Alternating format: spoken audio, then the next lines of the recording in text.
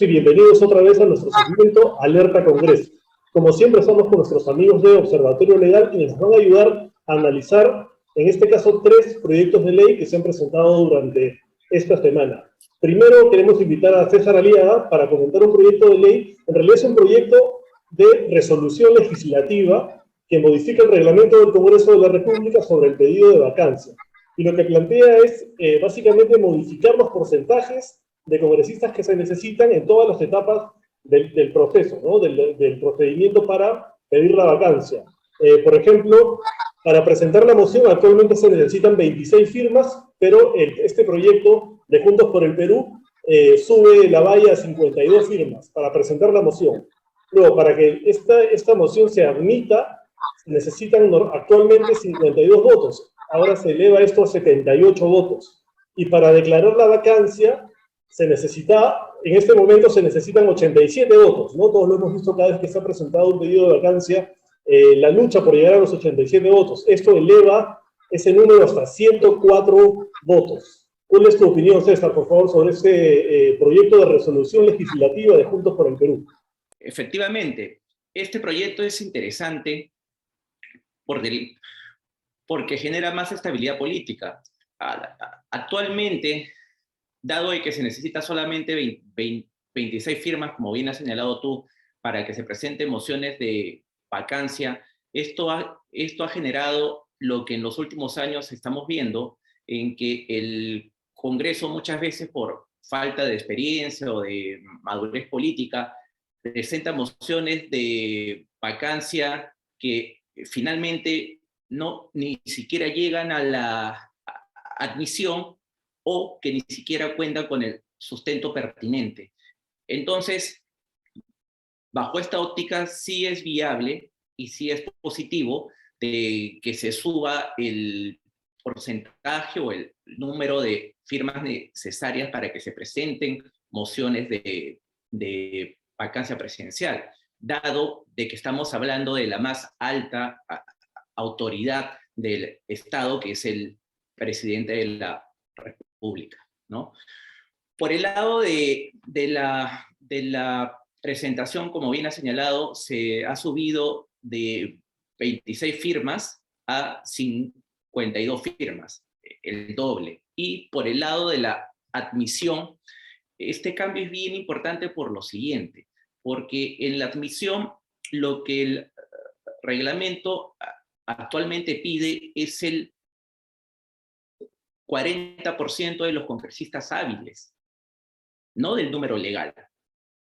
Por lo tanto, para la admisión pueden ser o 52 votos, que es el número legal, o hasta 42 votos, que es el número de congresistas hábiles.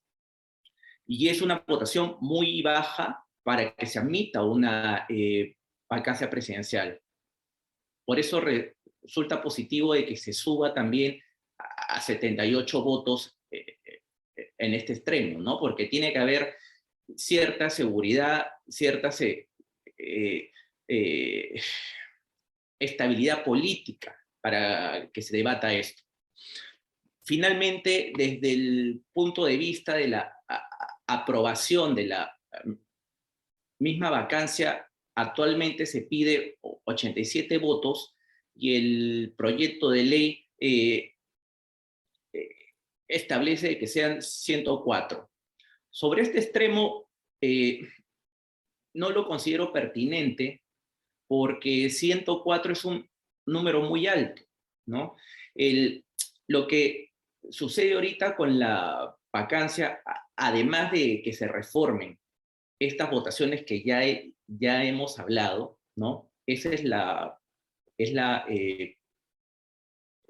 primera parte, pero la segunda parte que necesita reformarse es el procedimiento. ¿Qué es lo que sucede hoy en día? Hoy en día la vacancia presidencial es resuelta en una sola instancia, sin investigación y en un solo día. En un solo día se cita al presidente. Previamente no se ha investigado nada. Ese único día, el presidente tiene que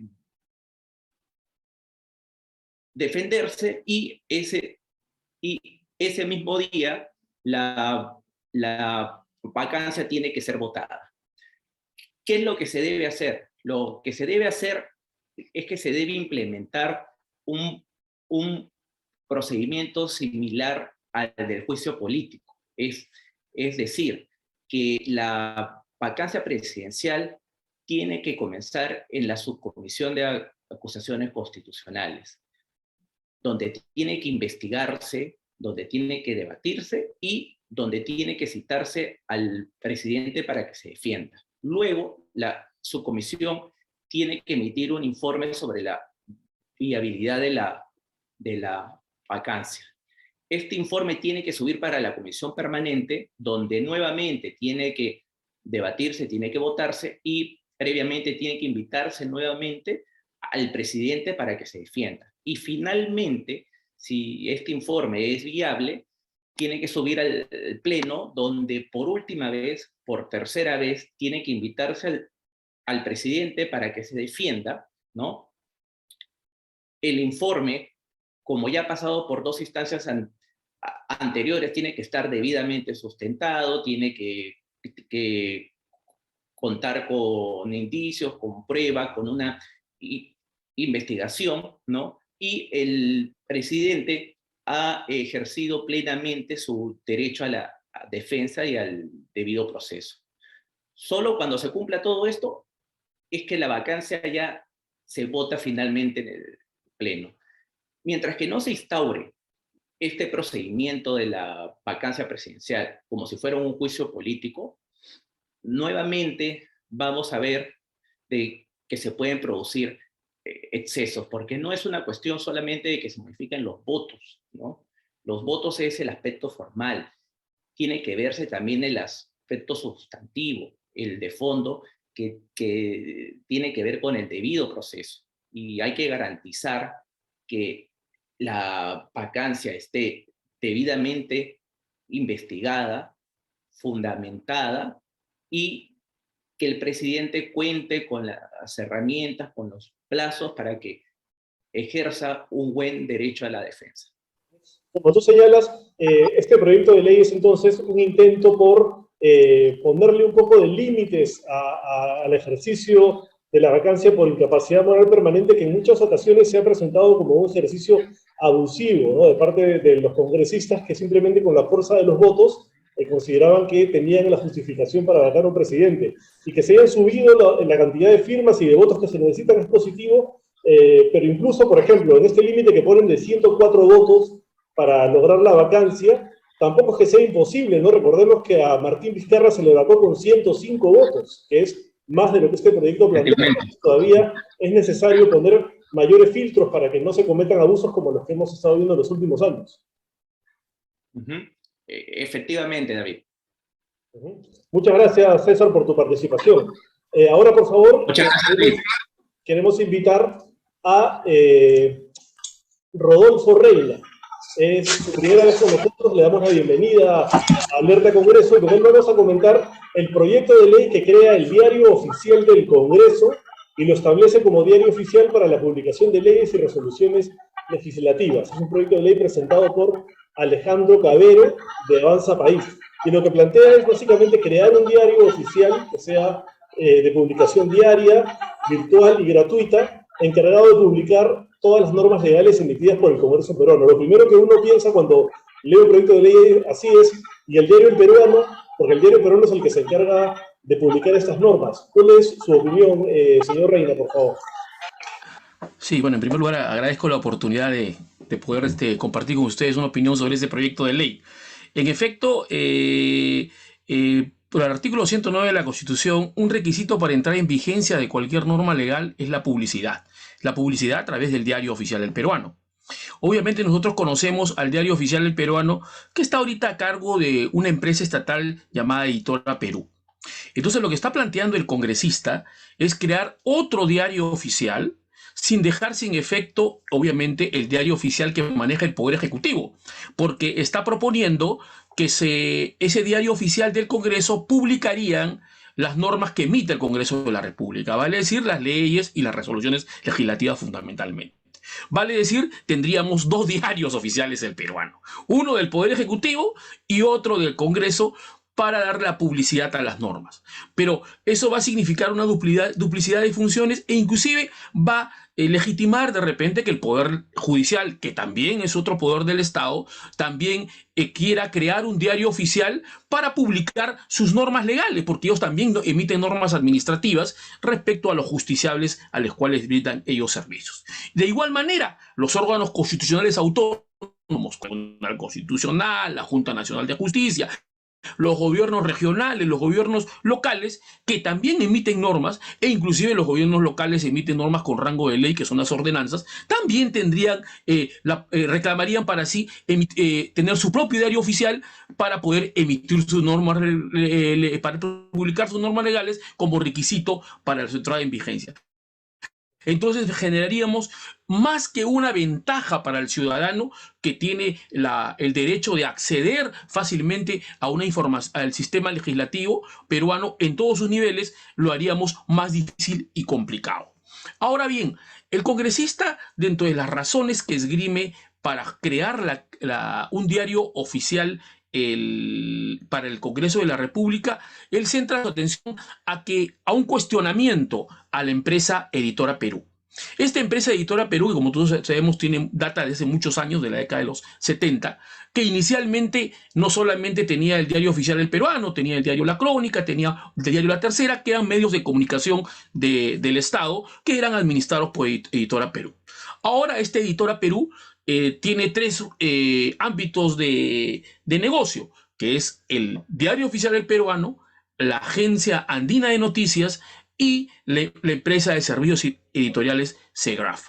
Entonces tiene tres unidades de negocio. Entonces el congresista dice, se ha desnaturalizado la función que tenía el Estado de difundir las leyes y está asumiendo una competencia, porque ese diario oficial se convierte en un medio de comunicación escrita o virtual ahora que compite con el medio de comunicación privado. Bueno, bajo esa lógica también tendríamos que cerrar el Canal 7, que también compite con los medios de comunicación de televisión de carácter privado. Entonces, digamos, el problema que él identifica, que puede ser válido, no se soluciona creando un diario oficial que va a generar más confusión y no va a permitir un servicio de difusión y de sistematización de las leyes de manera eficiente, sino por el contrario puede generar una proliferación de medios de diarios oficiales que puedan generar más confusión y haga más inaccesible el acceso a la información jurídica. Entonces, lo que sí se debe plantear, de repente es un tema de fondo, que creo que ese es lo que él pretende abordar, es si se justifica ahora en la actualidad que exista una empresa del Estado que se encargue de difundir las normas legales. Eso es otro tema distinto, porque tiene que hablar con un plan de modernización del Estado. De repente ya no se justifica, porque cuando se creó Editora Perú tenía varios medios de comunicación escritas bajo su ámbito. Entonces de repente se justificaba. Pero ahora dentro de un proceso de modernización y racionalización del aparato del Estado, obviamente puede ser discutible que existe una empresa del Estado que se dedique a esa función. Y les pongo un antecedente interesante. Instituto de Radio y Televisión, que maneja, todos sabemos, el Canal 7. El Instituto de Radio y Televisión empezó en la década de los 70 como una empresa del Estado. Estuvo durante los 80, y cuando llega Fujimori en el año 90, él en el 1996 da una ley para convertir esa empresa del Estado en una entidad pública, que supone una forma de funcionamiento totalmente diferente a una empresa del Estado. E inclusive nosotros sabemos que Radio y Televisión ha sufrido unos vaivenes porque pasó del Ministerio de Educación a la PCM, luego a Cultura, pero digamos, hicieron un proceso de transformación orgánica para darle supuestamente mayor eficiencia a los servicios informativos que tenía el Estado. De repente es oportunidad de pensar un poco si corresponde a una empresa del Estado hacer esa función de difusión de las normas legales, o de repente corresponde más bien a un organismo público adscrito a un ministerio, o de repente a una dirección, porque nosotros sabemos que el Ministerio de Justicia tiene una función que es la función de sistematización y difusión de las normas legales. Entonces, si nosotros queremos racionalizar el aparato de Estado, es buscar cómo lo hacemos más eficiente, de repente abandonando la organización empresarial y buscando otras alternativas, pero no creando un diario oficial que puede generar más confusión en los usuarios de acceso a la información jurídica. Finalmente, un tema que también aborda él es el tema de carácter presupuestal, que supuestamente no va a tener incidencia esta creación de este diario oficial en el presupuesto del Congreso. Nosotros sabemos que eso teóricamente puede hacer, pero para poder implementar un diario oficial va a requerir definitivamente de recursos adicionales. Y un dato importante, el Congreso de la República, el año 2001, tenía un presupuesto de 304 millones de soles. En el año 2022 tiene un presupuesto de 879 millones de soles. La planilla del Congreso en el año 2001 era de 141 millones de soles. Y ahora es de 626 millones de soles este año. Entonces, yo creo, si nosotros, porque una de las razones también que esgrime el congresista es el fortalecimiento institucional del Congreso, lo cual se logra en dos ámbitos: en el ámbito del sistema legislativo, que es a través de las reformas políticas que fortalezcan la institucionalidad de ese poder del Estado, pero también con una reforma de carácter administrativo que racionalice el uso de los recursos y lo haga eficiente. Y nosotros estamos notando que hay un incremento progresivo cada año del presupuesto del Congreso y no tiene la eficiencia y el uso adecuado que toda la ciudadanía también está cuestionando. Ahora queremos invitar, por favor, a Felipe Salas para analizar otro proyecto de ley que nos ha llamado mucho la atención. Este es un proyecto de ley que modifica el artículo 418 del Código Penal. Fue presentado por Perú Libre, por iniciativa de Valdemar Cerrón. Y lo que plantea es básicamente que el juez o fiscal que usa declaraciones falsas de colaboradores eficaces sin corroborar, constatar o cotejar será reprimido con pena de 4 a 6 años de cárcel. ¿Cuál es tu opinión, Felipe, por favor, sobre este proyecto de ley? ¿Cómo estás, David? Buenas tardes. Encantado de participar nuevamente en tu programa. Bien, David, particularmente creo que este proyecto de ley resulta ser, pues, falaz, ¿no? Falaz, inoficioso. ¿Por qué? Básicamente se denota la mala asesoría que han tenido para hacer este proyecto de ley, en el sentido de que la colaboración eficaz no es de aprobación automática. Muy por el contrario, resulta ser un proceso, dentro del proceso, un proceso especial que cubre ciertas etapas. La etapa inicial es la postulación, ¿no? La persona que quiere delatar postula. Luego viene la etapa de corroboración. En esta etapa de corroboración, el fiscal manda a investigar, a corroborar, inclusive con la policía, la información que ha brindado este colaborador. Y si esta información surge frutos a favor de la investigación, es decir, es real, es verdadera, recién viene la aprobación del acuerdo entre la parte, el imputado y la fiscalía. Y después de ello hay un control de legalidad más ante una audiencia con un juez. Es decir, resulta ser falaz porque es imposible que un colaborador eficaz, ¿no?, hable de situaciones falsas cuando tiene estos filtros tan prolijos para corroborar su información. Entonces, es casi imposible decir que se va a utilizar en una resolución hechos falsos cuando tiene este tipo de filtros, este tipo de especialidades, ¿no? Claro, de especialidades para... Justamente me llama la atención que en la exposición de motivos se dice que la colaboración eficaz ha sido penetrada por la corrupción, porque se fabrican acusaciones falsas a cambio de beneficios, y que por eso, ¿no?, que por esa razón el juez que no corrobora y que no constata y cree sin reparos al colaborador eficaz recibirá esta pena, cuando hay todo un proceso de corroboración. No es que el juez pueda alegremente aceptar una declaración de un colaborador eficaz como cierta, tiene que ceñirse a un proceso muy estricto de corroboración. Y además, para aprobar el acuerdo, para que el fiscal apruebe el acuerdo, tiene que ya obtener los beneficios. Es decir, primero se beneficia el fiscal con la información, corrobora que es verdadera, que le sirvió, imputó a otras personas, pudo pedir prisiones preventivas, y ahí recién se aprueba el acuerdo. Entonces, ¿cómo podemos decir que un juez va a utilizar un colaborador eficaz falso si el filtro de veracidad es impecable, ¿no? O sea, el rango de la ley. Y no es solamente esta ley acá, esta ley es a nivel mundial prácticamente, ¿no? Ahora, lo que me parece, si te das cuenta, este delito de prevaricato apunta solamente a dos particularidades, a dos seres en particular, que son la fiscalía, al fiscal y al juez.